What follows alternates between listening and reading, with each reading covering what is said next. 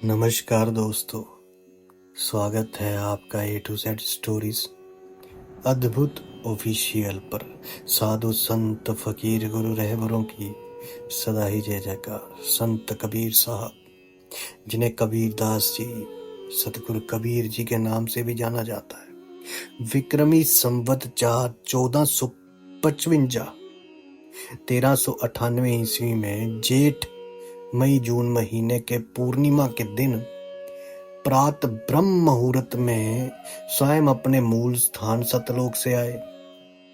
उन्होंने काशी नगर के लहरतारा झील में कमल के फूल पर बालक रूप धारण किया।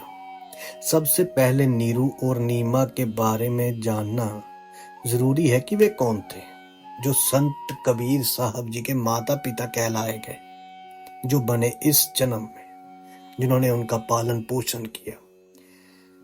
कबीर साहब पूर्ण परमात्मा होने के बावजूद एक दरिद्र के जीवन जीते थे और एक संत के रूप में प्रसिद्ध थे। कुछ लोग उन्हें दास भी कहते थे। परिणाम स्वरूप उन्हें कबीर दास, सतगुरु कबीर, संत कबीर के नाम से भी संबोधित किया जाने लगा।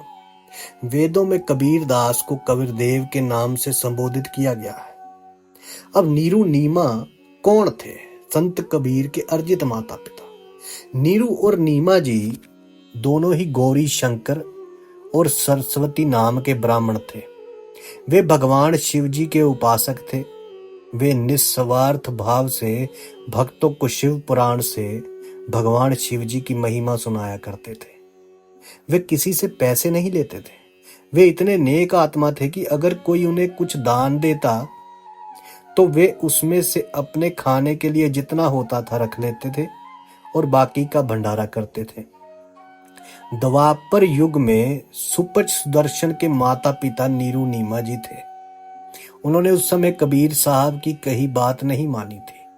अंत में सुदर्शन ने करुणामय रूप में कबीर साहब से प्रार्थना की थी कि प्रभु, आपने मुझे उपदेश देकर सब कुछ दे दिया। आज तक आपसे कुछ मांगने की आवश्यकता नहीं पड़ी, क्योंकि आपने सभी मनोकामनाएं पूर्ण कर दी तथा मुझे भक्ति का वास्तविक धन भी प्रदान किया। दास की प्रार्थना है, यदि उचित समझो तो स्वीकार कर लेना। यदि मेरे माता पिता किसी जन्म में मानव शरीर प्राप्त करें तो हे प्रभु, उनकी देखभाल करना। वे बहुत पुण्य आत्मा है, परंतु आज उनकी बुद्धि उलट गई है। वे परमात्मा की वाणी को स्वीकार नहीं कर रहे हैं। कबीर साहब ने कहा कि चिंता मत करो, नहीं तो तुम अपने माता पिता के कारण यहीं फंस जाओगे। समय आने दो, मैं उनकी भी देखभाल कर लूंगा, उन्हें काल के जाल से छुड़ाऊंगा। तुम निश्चिंत होकर सतलोक जाओ। सुदर्शन जी सतलोक चले गए। सुदर्शन के माता पिता ने कलयुग में नीरू और नीमा जी के रूप में जन्म लेने से पहले ब्राह्मण परिवार में 2 बार जन्म लिया था। उस समय भी वे निस्संतान थे। फिर उन्होंने काशी में तीसरा मानव जन्म लिया। उस समय भी वे ब्राह्मण ही थे, गौरी शंकर और सरस्वती नाम से, फिर भी निस्संतान थे। अन्य स्वार्थी ब्राह्मण गौरी शंकर और सरस्वती से ईर्ष्या करते थे, क्योंकि गौरी शंकर निस्वार्थ भाव से कथा करते थे। वे धन के लालच में भक्तों को गुमराह नहीं करते थे, जिसके कारण वे प्रशंसा के पात्र बन गए थे। दूसरी ओर मुसलमानों को पता चल गया कि नीरू नीमा के साथ कोई ब्राह्मण हिंदू नहीं है। उन्होंने इसका फायदा उठाया और उन्हें जबरदस्ती मुसलमान बना दिया। मुसलमानों ने अपना पानी उनके पूरे घर में छिड़क दिया और उनके मुंह में भी डाला, सारे कपड़ों पर छिड़क दिया। इस पर हिंदू ब्राह्मणों ने कहा कि अब वे मुसलमान बन गए, आज से उनका हमसे कोई संबंध नहीं। बेचारे गौरी शंकर और सरस्वती असहाय हो गए। मुसलमानों ने पुरुष का नाम नीरू जी और स्त्री का नाम नीमा जी रख दिया। पहले जो भी दान मिलता था उससे उनकी जीविका चलती थी, और जो भी धन बच जाता था उसका दुरुपयोग नहीं करते थे। बचे हुए धन से धार्मिक भंडारा करते थे। अब दान भी आना बंद हो गया। उन्होंने सोचा, अब हम क्या करें? उन्होंने एक हाथ चक्की लगाई और बुनकर का काम शुरू कर दिया। उस समय भी अपनी आवश्यकताओं की पूर्ति के बाद जो पैसा बचता था उसे भंडारे में खर्च कर देते थे। हिंदू ब्राह्मणों ने नीरू और नीमा जी को गंगा में स्नान करने से मना कर दिया था। वे कहते थे कि अब तुम मुसलमान हो गए हो। अब जब कमल के फूल में कबीर साहब जी प्रकट हुए, गंगा जी का जल लहरों के माध्यम से उछलकर काशी नगर में लहर तारा नामक एक बड़े सरोवर में भरता था। ये बहुत निर्मल जल से भरा रहता था। इसमें कमल के फूल लगे हुए थे।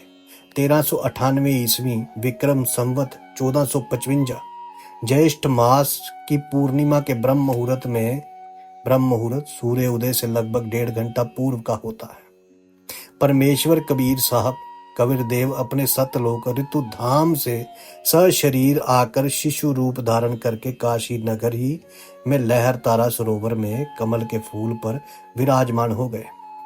नीरू जी तथा नीमा जी प्रातः काल ब्रह्म मुहूर्त में उसी सरोवर पर स्नान करने जा रहे थे। एक बहुत तेज प्रकाश पुंज परमेश्वर कबीर साहब जी बहुत तेजोमय शरीर वाले बालक रूप में आए थे। दूरी के कारण केवल प्रकाश पुंज के रूप में दिखाई दे रहे थे। ऊपर से सत्यलोक से आए तथा कमल के फूल में समा गए, जिससे सर्व लहर तारा सरोवर चमकने लगा और फिर एक कोने में जाकर लुप्त हो गए।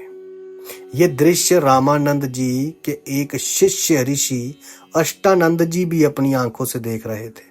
अष्टानंद जी भी प्रतिदिन स्नान करने के लिए एकांत स्थान पर जाते थे।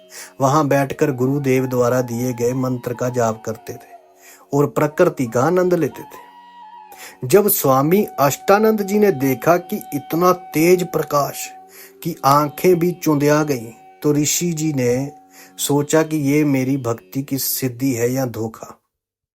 ये विचार कर कारण पूछने के लिए उन्होंने अपने गुरुदेव के पास जाना सही समझा और वो गए भी। अष्टानंद जी ने आदरणीय रामानंद जी से पूछा कि हे गुरुदेव, मैंने आज ऐसा प्रकाश देखा है जो जीवन में कभी नहीं देखा।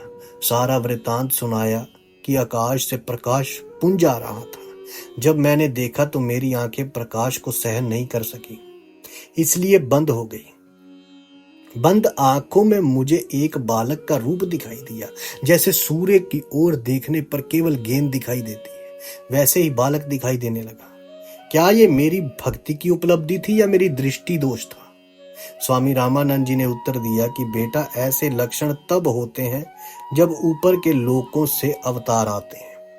वे किसी के यहाँ प्रकट होंगे, किसी माता से जन्म लेंगे तथा फिर लीला करेंगे, क्योंकि इन ऋषियों को इतना ही ज्ञान है कि माता से ही जन्म हो सकता है। ऋषि को जो भी ज्ञान था उसके आधार पर उन्होंने अपने शिष्य की शंका का समाधान किया। लेकिन कबीर साहब तो स्वयं प्रकट हुए थे कमल के फूल में, क्योंकि उनकी लीला तो वही जान सकता है जिनके वो थे परमात्मा। वो स्वयं उस रूप में थे। परमात्मा को पहचानना, उसकी लीला को समझना मुश्किल है। साधु संत फकीर गुरु रहबरों की सदा ही जय जयकार। संत कबीर साहब की जय जयकार। आप सबके भीतर बसे उस परमात्मा को मेरा प्रणाम। आप सबका धन्यवाद।